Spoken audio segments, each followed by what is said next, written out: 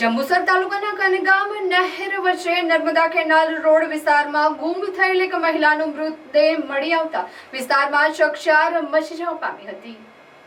પ્રાપ્ત માહિતી અનુસાર જંબુસર તાલુકાના કાવી ગામે રહેતા રમેશભાઈ રાવલની પત્ની શિલ્પાબેન છેલ્લા 4 થી 5 દિવસથી ગુમ હતા। નર્મદા કેનાલ રોડ નજીક શિલ્પાબેનનો મૃતદેહ મળી આવતા સ્થાનિક લોકોમાં અરેરાટી ફેલાઈ ગઈ હતી।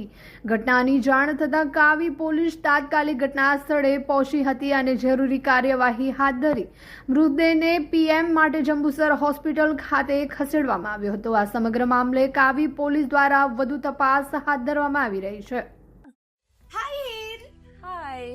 અરે કેમ શું થયું? તારા મોઢા પર કેમ 12 વાગ્યા છે? અરે જવા દે ને, કેટલી મહેનત કરીને મમ્મી માટે ડિનર સેટ લાવી અને મમ્મી કહે કે નકરું પ્લાસ્ટિક લઈને આવી છે, હવે એક્સચેન્જ કરાવીને સ્ટીલનું ડિનર સેટ લાવવા કહે છે। હા તો એમાં શું થયું? સ્ટીલનું લઈ આવો। અરે જવા દે ને, ક્યાંથી સ્ટીલનું લાવું? આજકાલ સ્ટીલના વાસણો ક્યાં સારા મળે છે? કાં તો એ કટાઈ જાય, ફાટી જાય કે છેલ્લે કઈ નહીં તો વળી જાય। હવે સ્ટીલના વાસણો નહીં ફાટે, વળે કે નહીં કટાય।